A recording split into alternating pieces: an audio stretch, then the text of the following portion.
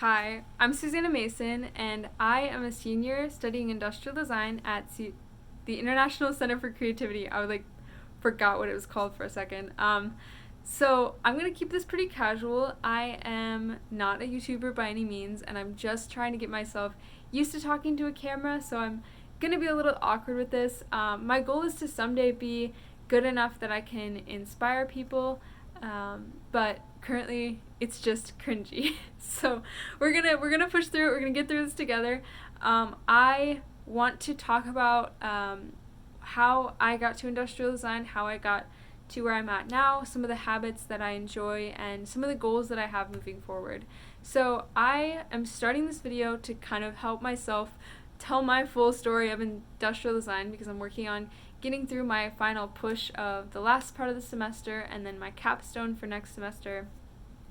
So I kind of need to be aware of who I am and my story so that I can express myself well and represent myself well through those things. I have always been a designer. I think I didn't know that was what it was called. I guess in my mind, everyone's a designer. So I don't think there's any huge distinction from me to other people. But my dad has always talked about things the way that an industrial designer does. My mom is a storyteller, so between the two of them, I'm kind of a mix of both. I love telling stories, I love writing stories, I love writing poetry and reading poetry. I love the arts, but I also love the design process. I love the science side of things, and I love kind of figuring things out and putting those pieces together. And I love the human connection that is possible with design. So those are all things that have helped shape me from an early childhood perspective with like my parents' influence, the way that they are as people, the things that they love. Those are all things that influenced me. And I also was homeschooled growing up, so I was allowed to think weird and be out of the box with stuff. For good and bad, I'm still very awkward. I will own that. So industrial design as a discipline wasn't introduced to me until after the summer after my freshman year of high school. Before that point, I was involved in various science competitions throughout middle school. I'll say more than middle school. And there was this one really big one.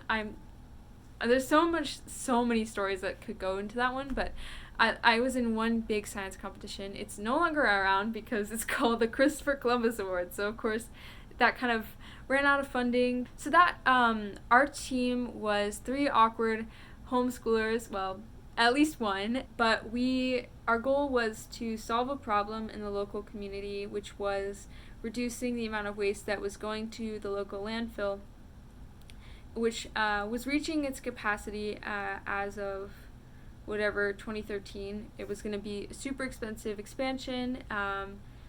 And there was a commercial composting facility nearby, so our team implemented a commercial composting route into the local neighborhood, and honestly, it's still like crazy to me that it even happened. But we diverted almost 2,000 pounds of waste from the local landfill, and all of that went to a composting facility, which was turned into compost. That was after 10 weeks of collecting trash in this neighborhood.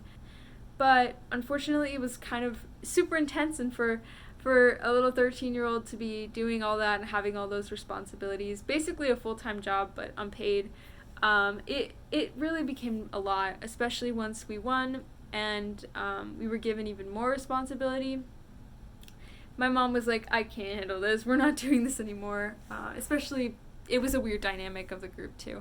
So I ended up leaving that, which was probably one of the biggest shocks of like change in my little 13-year-old life. I was depending on comics a lot to help me transition through that and get through it emotionally, and I still, like, drawing has always been kind of an outlet for me. When things in life got really hard, I would draw a lot, like a lot. I would always keep I still do, always keep piles of paper by my bed and just draw until I got tired and fell asleep. I thought I was going to pursue studio art in college. Once I went to high school, I was like, studio art seems kind of cool. I don't know, let's see. Especially because the lady who was helping to run our team for the science competition said that the world has had enough artists, like, it needs more scientists. And I didn't agree with her at the time, and I still don't. But I went to that like a summer camp to tour and see if I wanted to do studio art, and it was an art and design camp. So the second part, the design, I got to see the Industrial Design headquarters and like the Industrial Design Center for Creativity here in Columbus, and I fell in love with it because to me it was this integration of the two disciplines that I loved the most. The stuff that I loved about the design process, or the problem solving of that science competition, and all of the STEM and technology that I loved learning about, combined with my love for storytelling and visual graphics and the art side where I could draw and sketch and get paid for it. So it was just this really cool moment of seeing the two kind of converge into one discipline, and I knew that that was what I needed to study. While I was in high school, I pursued that art side a lot more. I started my own Redbubble, selling stuff on the side. I made my own board game with my siblings. I would publish this webcomic like every single day for a good month, and I got almost like 1,000 subscribers on there, which was a big deal for a little high school me. I was a senior in high school when that happened, and I was really burnt out because it was 4 hours a day for a month after school, which was sometimes till 3 a.m. on weeknights. But being homeschooled meant that I had flexibility for that, and I just really leaned into the flexibility. Once I got to go to college, I was so excited to take like all these gen eds and learn about things that I didn't get the time or chance to learn about before. Every single class has honestly shaped me into the person I am now. I can't think of one. Okay, I can think of like one that, you know, it still changed me. So I can't even say that. College is such a good time to lean into, change yourself into the kind of person that you want to be. And that's really what I've tried to do, taking advantage of all these opportunities and time to lean into habits that I want to build for myself, and just practices and disciplines of thought patterns to try and reorient myself from the super socially anxious kid that I was into somebody who can communicate ideas clearly and learn about the world. That's a lot of stuff about me. Other things, I like lifting weights. I like running. I signed up for my first ever race 2 days ago now, so I'm going to be running in February. I've never run a race before, and I was like, oh, we'll sign up for the 10K because I can already run a 5K. It's too easy. So we'll see how that goes if I actually follow up on that. I wanna lean into that like sunk cost fallacy and like lean into the idea that, oh, I've already spent this much money on it. I have to follow through, and if I'm gonna follow through, I don't want to embarrass myself. So I'm gonna have to be good. And so basically I'm tricking myself into working out more and getting better at running, because that's another goal of mine, is to like run a marathon someday. So it's still like an investment in myself. It's still challenging myself, because I'm very much like a I want to challenge kind of person now. I didn't used to be that way. I didn't used to get up before 6 a.m. most days, and I definitely didn't used to work out at all.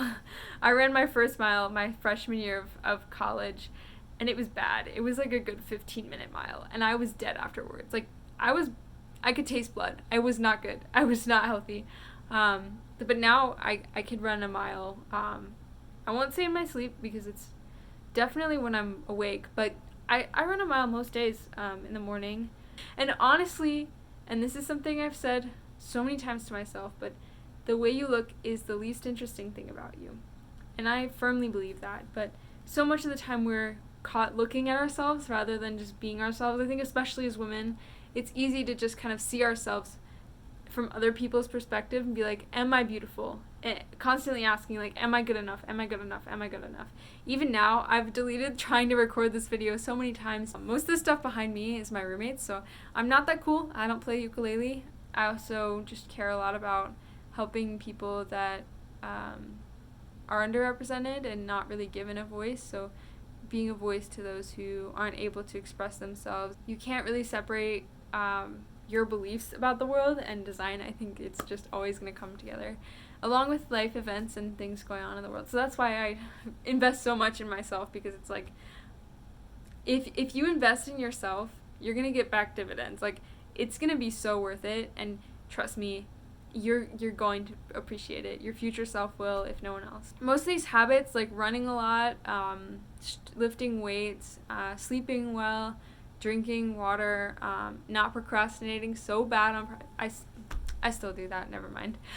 But having all of these like life circumstances are all the result of a lot of thinking on my part, a lot of planning on my part as like a younger kid, and thinking about how I wanted to be when I grew up. And I really think about her a lot, and showing up for myself and trying to be gentle with the person I am, and also just showing up for the people I'm around, to be gentle with them too. We're all trying to figure this stuff out, and nobody has all the answers. Fortunately, there are some very supported scientific methods for being healthier and happier and building habits. There's no cut and dry answer for what's going to work for you. What works for me, it works really well, because I like figuring this stuff out and messing around with it. I didn't know that I would enjoy product design so much. I think when you start making decisions, the decisions kind of work themselves out over time. It all translates to inspiring people, and my number one goal, first and foremost, is to inspire you guys. It's been nice to share myself with you. I mean, YouTube really did change my life in a lot of ways. It's been really nice to tell my whole story, and I hope that you guys can pull some inspiration from it. So, thank you. Bye.